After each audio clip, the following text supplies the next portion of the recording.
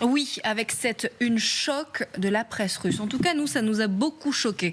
5 jours après l'attentat près de Moscou, regardez la une de ce journal qui s'appelle Argument et fait. Alors, c'est un journal populaire en Russie. Regardez, les dirigeants occidentaux sont sur cette couverture, leur visage. Emmanuel Macron, vous avez Joe Biden, Volodymyr Zelensky, Rishi Sunak, Boris Johnson dans les flammes.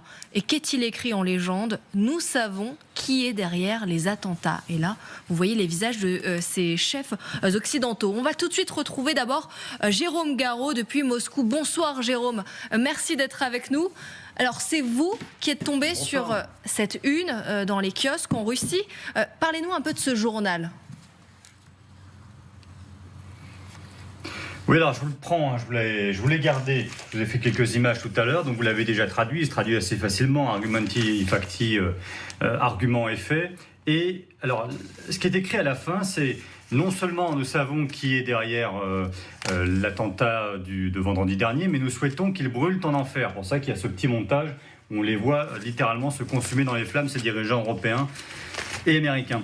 Donc oui, alors c'est un journal populaire, c'est pas une feuille de chou confidentielle, ce journal. C'est tiré à plus de 2 millions d'exemplaires. C'est un journal pro-Kremlin qui appartient à la mairie de Moscou. Jadis, donc il a 40 ans, jadis c'était, je crois pendant les années 90, c'était tiré à 30 millions d'exemplaires. Vous voyez, c'est quelque chose qui est lu en Russie. Alors, je l'ai ouvert, je vais regarder un petit peu à l'intérieur.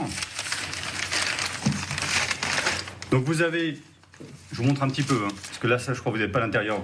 Vous avez donc tout le discours de Vladimir Poutine, il y a 2 jours, lorsqu'il explique qu'on va essayer de nous faire croire que Kiev n'est pour rien dans ce massacre, mais on va trouver un petit peu les coupables. Et en fait, c'est un petit peu plus tard, ici, que vous avez non pas des preuves, évidemment, qui sont apportées, aucune preuve n'est apportée, c'est plutôt un papier, un éditorial, qui souligne les liens historiques qui ont pu exister entre les États-Unis et des mouvements islamistes en Afghanistan, quand l'URSS était engagée en Afghanistan. Vous voyez, ce journal-là, aujourd'hui, se sert un petit peu du passé avec des faits véritables pour essayer petit à petit de tisser ce récit et de dire, regardez, l'Occident, par le passé, s'est parfois allié avec les pires ennemis pour nous combattre. Sergueï Girnov, Anne Niva, Sergueï, pour commencer. C'est vrai que c'est un journal très populaire. Bon, il a perdu beaucoup de sa splendeur, mais ça s'attire toujours à 1,5 million, 2 millions d'exemplaires. Je rappelle que c'est un hebdomadaire. Vous savez, ça rappelle quelque chose que Poutine a dit en 2018. Je vous rappelle qu'il y avait une interview où on a posé la question par rapport à Poutine, par rapport à l'emploi de l'arme nucléaire. Et il a dit quelque chose qui ressemble extrêmement à un discours d'un djihadiste. Il a dit, vous savez, si jamais je sais qu'il y a des missiles américains qui se dirigent vers nous, j'aurai aucune hésitation à appuyer sur le bouton, parce que nous, on va se retrouver au paradis, et eux, ils vont brûler en enfer. Et voilà. Et c'est ça la une de ce journal. Donc en fait, on rappelle que Poutine l'a dit il y a 6 ans. Et donc, depuis 2 ans, il joue sur le nucléaire chaque semaine. Vous vous souvenez, Eric, le 24 février, on était sur ce même plateau.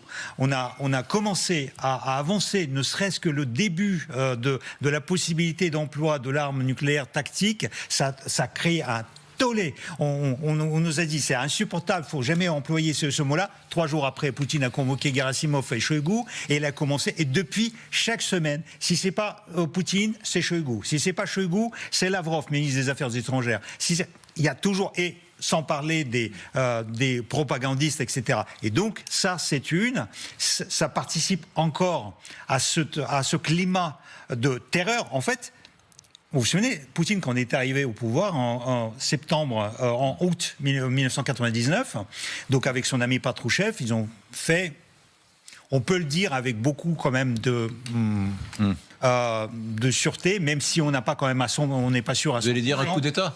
Non, ils n'ont pas. De toute façon, ils ont fait un coup d'État. Oui. Oui. Ça, c'est avec la famille de Yeltsin. Ils ont fait un coup d'État. Hein. Oui. Ça, c'est sûr et certain. Parce que. Qu'est-ce que vous alliez dire? Ils ont fait avec Patrouchev? Ils ont fait sauter dans 4 endroits. Ils ont organisé des actes terroristes. Oui, oui. Et il y avait l'acte de Riazagne où Patrouchev est venu devant les caméras en disant non, c'est du sucre, non, c'est pas les explosifs, non, on a eu des manœuvres, etc. Et donc, en fait, à partir de là, ils ont leur but, c'est de créer l'atmosphère de terreur dans la société pour que la société demande la main forte. Et la main forte, c'est Poutine. Mais Annie, va pas en revenir sur cette une choc qui nous a beaucoup étonnés, avec tous ces visages de chefs occidentaux. Finalement, ils sont directement ciblés et les mots sont très forts, qu'ils brûlent en enfer. C'est d'une violence inouïe. Oui, pour vous, Émilie, sur un journal populaire, je veux dire sur un journal populaire publié à des millions d'exemplaires. Mais ça n'est pas du tout d'une violence inouïe, comme l'a rappelé Sergueï Janov, pour les lecteurs de la presse russe. C'est un journal extrêmement populaire qui décline à l'écrit la doxa dite par Vladimir Poutine et répétée par les propagandistes. Les tabloïds anglais à Londres, quoi. Oui, c'est la żółtaja presse, comme on dit en russe, la presse jaune. Mais, la presse jaune, on oui, la presse jaune, absolument. La presse de boulevard. Voilà. Mais effectivement, là, c'est juste une déclinaison par écrit de ce qui est dit tous les jours sur les plateaux télévision des télévisions d'État en Russie. Donc ce discours, pour les Russes qui lisent Argument et Fact, fait et argument, ça n'est pas du tout nouveau. Absolument pas. Oui, attendez, juste parce que je ne veux pas mobiliser Jérôme Garraud qui était en direct de Moscou trop longtemps. Jérôme, la question qu'on peut se poser, c'est, on connaît le discours de la presse à l'endroit de Zelensky, des Ukrainiens, etc. Est-ce que maintenant, il vous semble quand même que dans les reportages à la télévision, les journaux, les infos ou dans les journaux, les Occidentaux sont davantage visés qu'avant, les chefs d'État européens, les Américains? Oui, progressivement. Alors, c'est surtout les Américains, les Français et les Allemands. Les Français, très récemment, après les déclarations d'Emmanuel Macron, qui n'excluait pas un hypothétique envoi de troupes en Ukraine. Là, à ce moment-là, on a beaucoup parlé des Français. Avant, c'était les Allemands avec l'histoire des écoutes et des missiles Taurus. Bon, c'est quelque chose qui monte. Moi, ce que je remarque plutôt à la télévision, là, je regarde régulièrement le journal de Pierre Vécanal, le soir à 21h, c'est la plus grosse chaîne.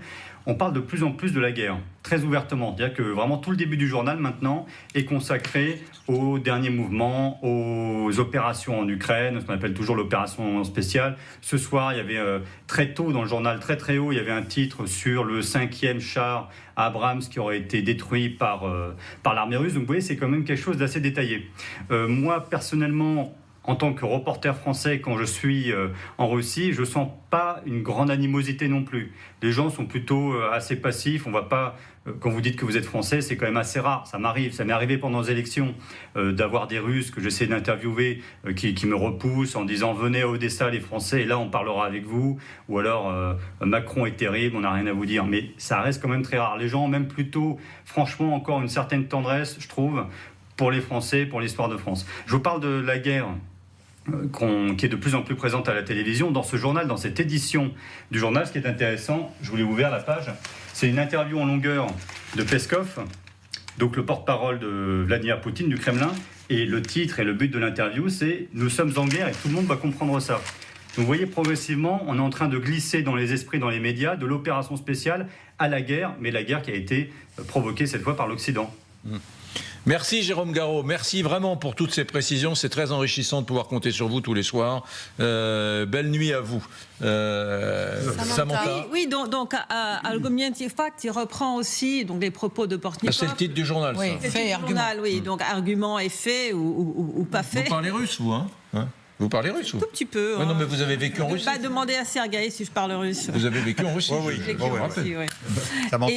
Et donc, c'est aussi un journal dans lequel Patrouchev, qui fait très peu d'interviews, fait le plus d'interviews dans Argument et Fact. Mais il y a une chose très importante, c'est qu'aujourd'hui, en Russie, il y a une montée chez les blogueurs nationalistes et chez une partie de la population d'une haine contre les migrants d'Asie centrale et de toute personne qui soit un peu basanée.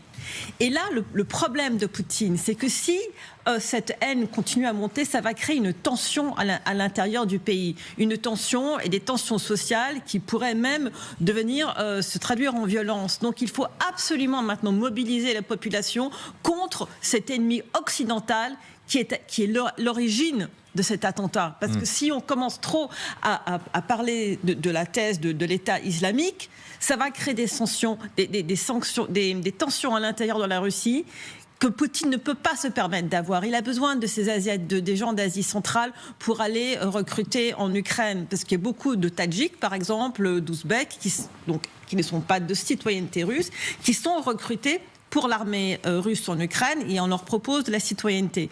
Il doit les garder du bon côté. Alors, il y a beaucoup de mouvements anti-migrants aujourd'hui en Russie. Le FSB est en train d'arrêter des migrants un peu partout à Moscou, de leur faire passer un assez mauvais moment. Donc il faut surtout contenir cette situation.